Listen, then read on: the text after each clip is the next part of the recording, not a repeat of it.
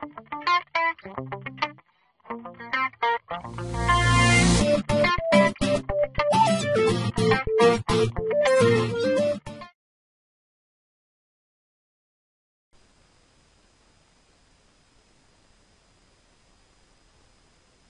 back to Biology 160, Introduction to Anatomy and Physiology.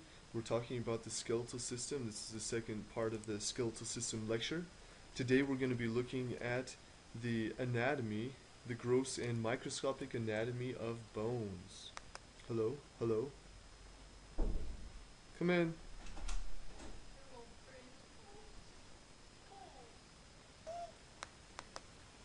Let's begin on this slide here.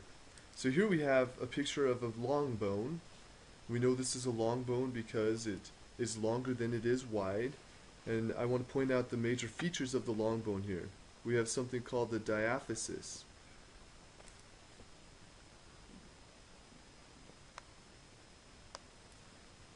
The diaphysis is basically the shaft of the long bone, or the shaft of the bone. The diaphysis is made up of compact bone. So all this area here is very compact bone. And then we have a cavity in the middle. There's no spongy bone in the cavity, it's an open cavity. We call this a medullary cavity. Medu meaning middle. This is the middle of the bone. So you have the diaphysis, and then notice on the outside of this diaphysis we have something called the periosteum. And this is a membrane that surrounds and covers the bones.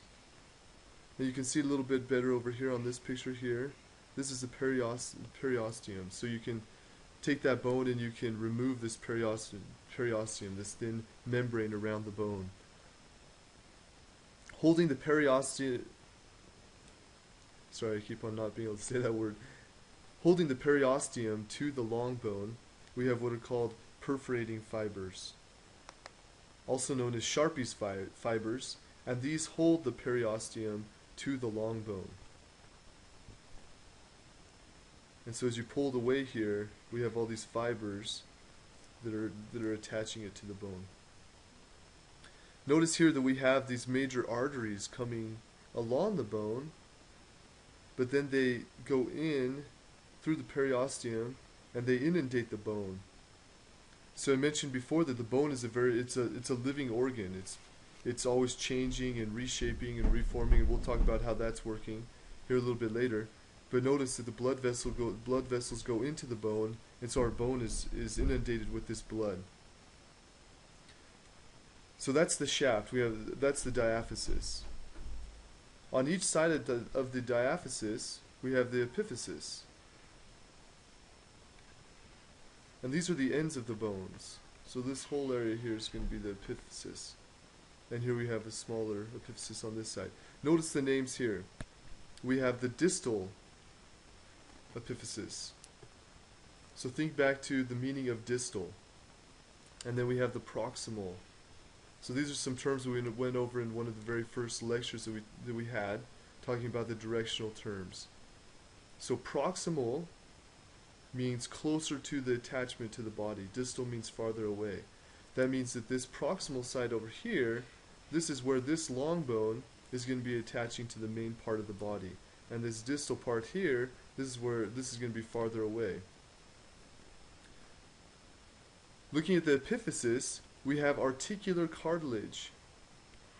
And this is represented by this very thin blue covering on the end of the long bone here. That's the articular cartilage. The word articulate means where the bones come together. So if you have we call it an articulated skeleton, that means that all the skeleton is all hooked together, all the bones are hooked together. Disarticulated skeleton means that you just have these pieces of bones lying in a box or something like that. So the articular cartilage, this is where this bone is going to attach to, is going to come in contact with the other bone. And the same here. So notice that both sides of the epiphysis have this articular cartilage covering the very ends of the bone. So the periosteum comes up to this area here, and then we have the articular cartilage covering the end of the bone. So the articular cartilage, we've seen this before as well when we were looking at the synovial membranes, the synovial joints. We'll talk a little bit more about joints later in this lecture as well. But this articular cartilage is where this joint is formed, and then you have the synovial membrane that is producing synovial fluid and putting it into the space between the two bones. So there's no friction, they're able to move around. And as we'll talk a little bit later also about arthritis and how it affects these joints as well. There's one other thing to point out here, and this is called the epiphyseal line. And you can just barely make it out here on this long bone. This is where the epiphyseal line is going to be. You've heard of this before, even if you haven't heard this term epiphyseal line, you've heard of this before. This is what we call the growth plate. I remember that when I was young, I broke my ankle, and so when I went in to the doctor, they took an x-ray, and they wanted to see and make sure that I hadn't damaged that growth plate, because that could have stunted my growth. And you may have had a similar experience like that. So in younger children that are actively growing, their long bones, and when I say actively growing, I mean they're actively elongating. So the bones are elongating, not just reshaping. So our bones reshape throughout life, but they're actively getting longer. The place that this lengthening happens is at this growth plate. In adults, once you've passed the age of growth, once you're done growing, this epiphyseal line is going to disappear. It's going to be filled in with bone. It's no longer going to be a growth plate. But in young children, this growth plate is formed by hyaline cartilage. So you have this little strip of hyaline cartilage in there. And again, a little later in this lecture, we'll talk about how bones grow. But bones grow first by setting down hyaline cartilage. Then that hyaline cartilage is replaced by bone. And that happens here at this growth plate. So as that hyaline cartilage elongates, then it's going to be replaced by bone, and then that's how your bone gets longer and longer. If this plate is damaged, it can stunt growth. And then again, when you become an adult, this is filled in totally with bone. Because there's no hyaline cartilage left, your bones are no longer going to continue to elongate. Just mentioning the medullary cavity, this is another thing that is different between young children and adults as well. Notice here that this cavity is filled with yellow bone marrow. And this is going to be the situation in adults. So the medullary cavity is going to be filled with yellow bone marrow, which is basically fat. In younger children, however, this will be red bone marrow. And red bone marrow, that's where blood cell formation happens. What this means, though, is that in adults, the long bones do not have any red bone marrow, and so that is not where your blood cell formation is happening anymore. You just have this fat, and so this is a fat-filled cavity that can function as a storage area. One other thing to point out here is the endosteum. Endo means inside, and we'll see this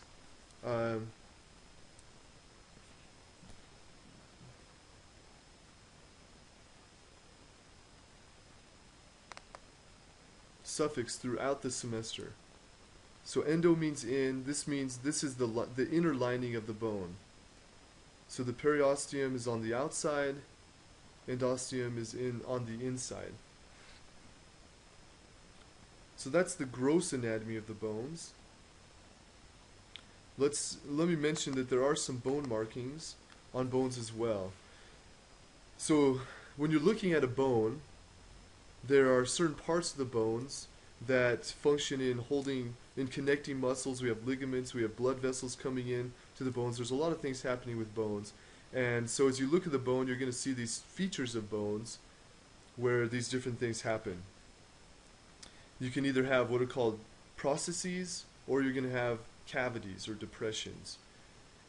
And there's a nice little chart in your book that talks about the different types of bone markings. We're not going to go over them at this point in the lecture, but go ahead and look through those different types of markings. And when you look at your skeleton in the lab, you'll be able to see these little markings on the bones.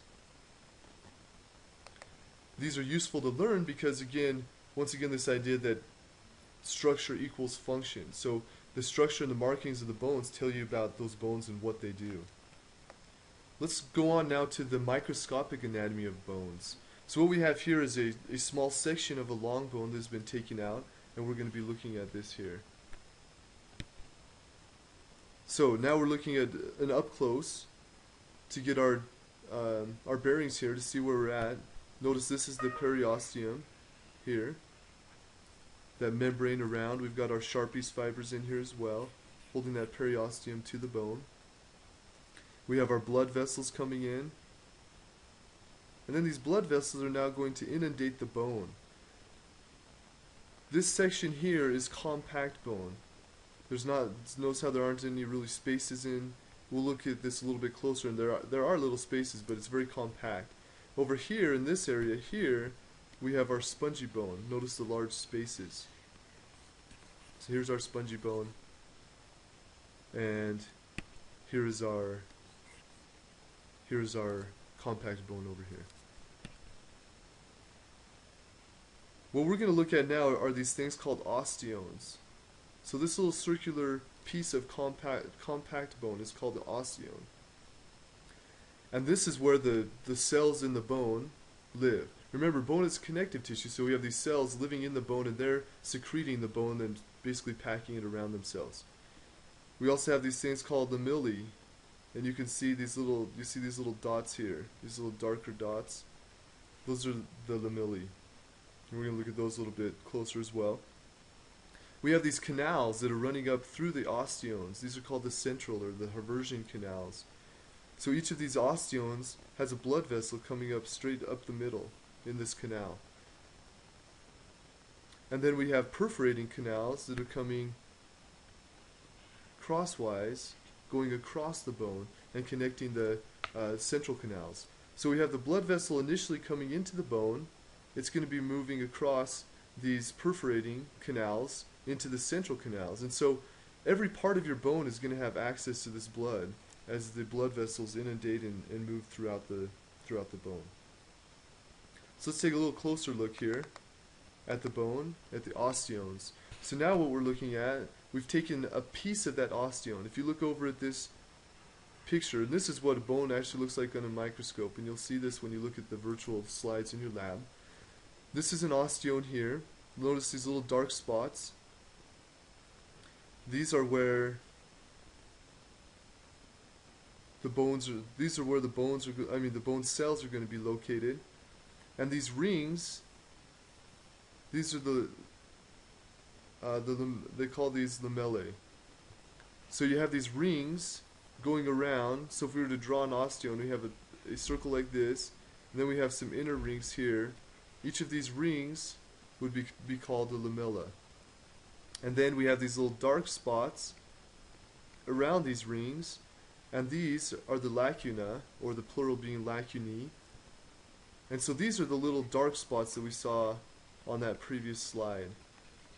And in each of these little dark spots, it's a little cavity, a little space for a bone cell. So going back to this slide here, so again, notice these little dark spots here. So we have the lamellae, these circular parts here, and then the lacunae, which are these little dark dots. That's where the bone cells are hanging out. So each of these bone cells here has its little space. So this is, again, a connective tissue. So we have our bones located in this space, and then we have the extracellular matrix. That is the bone all around. But notice that all of these bone cells are connected to each other. So we have these little canals here that connect the bone cells one to another. Here's the central canal. This is where the blood vessel is going to come up. And then, as the blood vessels are coming up, we have these, what are called caniculus, or canal, basically. And these canals are connecting the bone cells together, and also connecting them to the central canal. So as the blood's coming up here, it's going to be able to travel throughout the bone. So all of these bone cells are going to receive a blood supply. So these are different than our skin cells. Remember, our skin cells do not have an active blood supply. Cartilage cells also don't have an active blood supply. But our bone cells all have access to this blood and nutrients.